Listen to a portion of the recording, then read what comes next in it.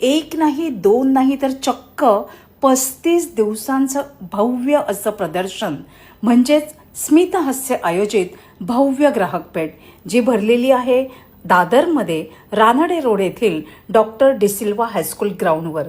तारीख आहे 12 मार्च 2026 ते 15 एप्रिल 2026.